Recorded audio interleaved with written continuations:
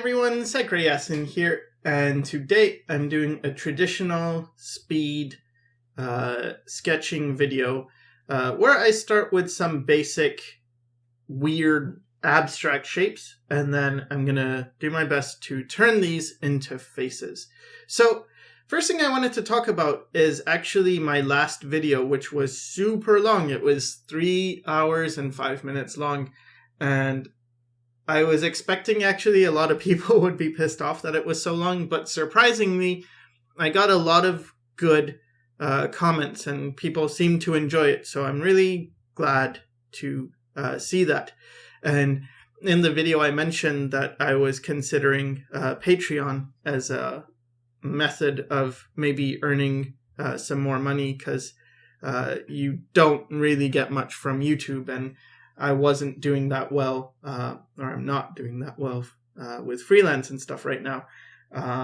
And I got some comments encouraging me in that direction. Specifically, there was one comment that was very, very encouraging and nice. So what I decided to do is go ahead and make a Patreon, but I didn't want to just make tutorials on the Patreon, because I want to keep the tutorials on the YouTube. I want to do it so it's like, basically, if all you watch are my YouTube videos, it stays exactly the same.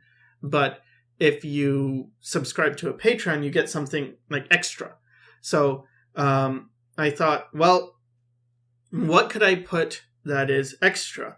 And then I thought, well, if I make YouTube about tutorials, then I could make Patreon about my art, like just me. And because maybe, that would make it so if you don't like my art, but I can teach you something, fine. You can just watch the YouTube videos and that should be fine. But if you actually want to support me or you like my art, then it would make sense to do the Patreon. So I figured, okay, so maybe I could do pointy chins on Patreon. So that's what I'm going to do. And I've already recorded a brand new episode of Pointy Chins, and that's going to be on my Patreon. And the link's going to be in the description if you're interested.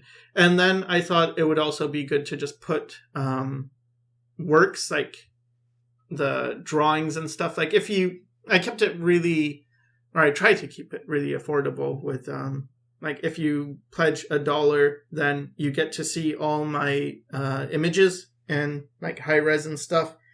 And that's from all the sketchbooks. And then if you pledge more, like $5, you can see the new episodes of Pointy Chins and also have all those images. And then I made some more things. But yeah, so that's really thanks to your support, and I really do appreciate it a lot.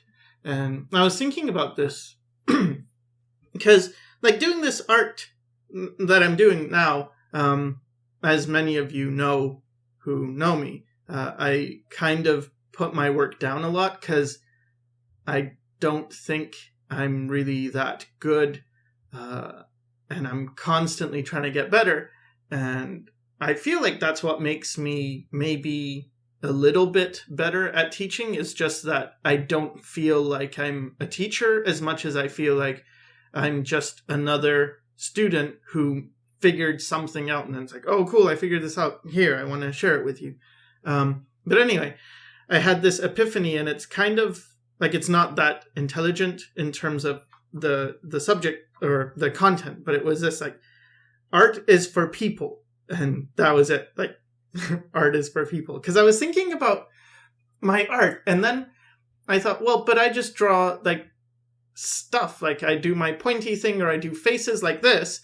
And I thought, well, who would be interested in that? And then I thought about myself and my young self. And it's like, I think when I was young, I would be interested in it. And then somehow that led me think like, oh yeah, art is more like, it's just a communication tool, but it's also something that can be appreciated.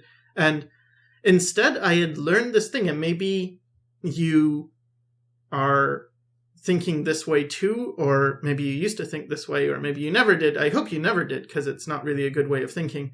And of course, you're always free to let me know in the comments any more details on what you think.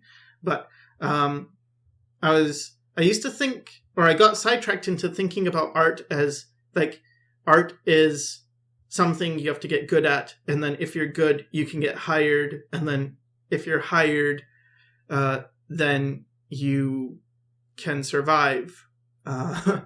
And it's something where it's like, I completely forgot that, no, art is so that you make something, and then if people like it, they would like the thing. So if you get hired by a company, the whole reason is because that company thinks you can make them money, because people will like your work, and so people will pay to see your work, and it's owned by the company. Like, the company is using you in a way to make something that other people want. Like, even magic cards and stuff, which I'm not opposed to this.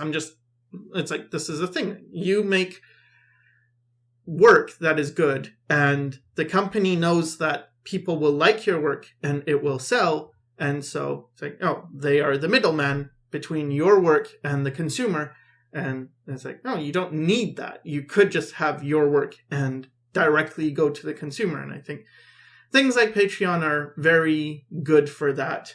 Of course, I mean, I was scared about it for a long time as well, just because, I don't know. There's this thing with, making money in art and being a sellout and stuff. But in the end, it's like, well, if I'm doing work that's mine and it's selling directly to people who would be interested in it, for a price that's really affordable, is that worse than working really hard to do something for a company that is then selling to people and making money and whatever? So I don't know. That's that.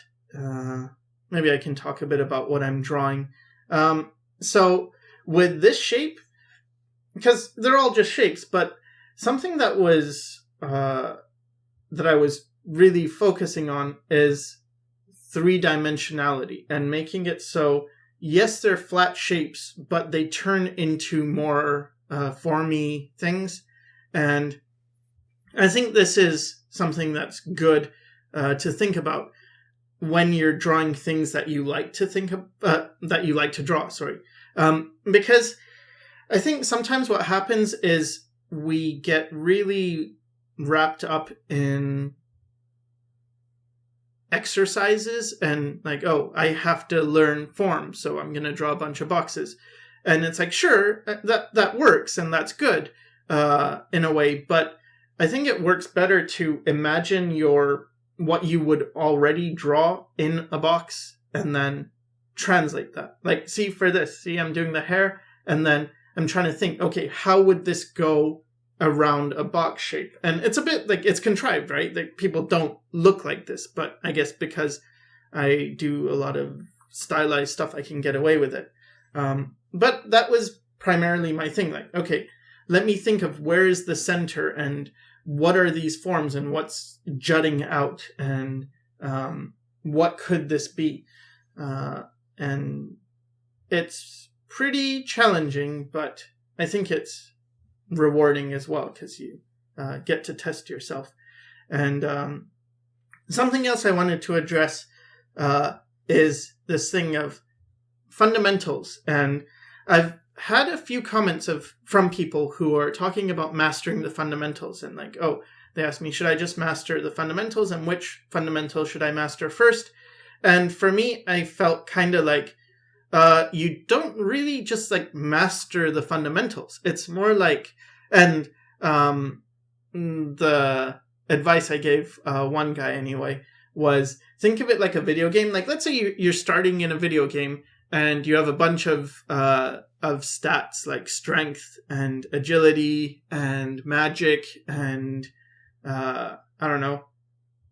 defense and stuff, and all your points. And so these are your stats, right? So if it was in art, it would be like values, proportion, perspective, anatomy, and stuff.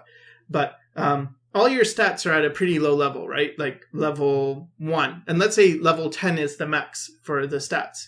So the goal isn't to really get like strength from level 1 to level 10, or a stat of 1 to 10, and then work on magic from 1 to 10. It's more like you invest a bit in strength. So maybe get strength from level 1 to level 3 or level 2 or something.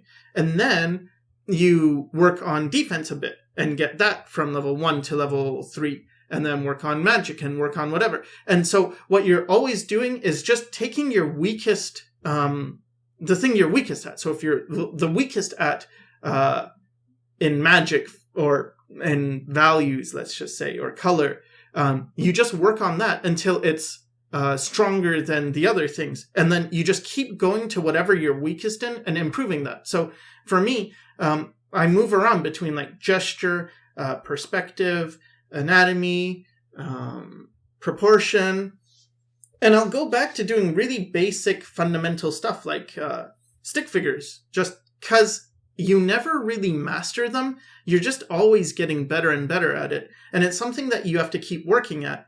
And so I don't really agree with this whole oh, I'm gonna master this and then move on. It's like, yeah, kind of, but you'll still end up working on it.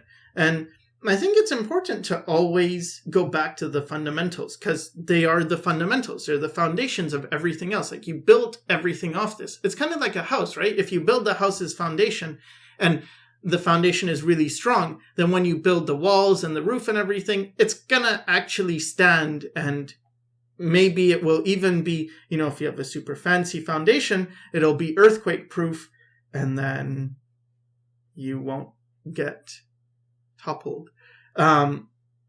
But if you have a weak foundation, then maybe your house looks really nice. Like, oh, this has a very nice roof, which I imagine, I guess, would be like textures. Like you photo bashed and put a lot of nice textures and used a lot of nice brushes and stuff. It's like, whoa, that's such a nice roof. But your foundation is all mud, and then the house will just cave in, and where's your roof now, right? Like it's just sitting on top of a bad foundation in the mud.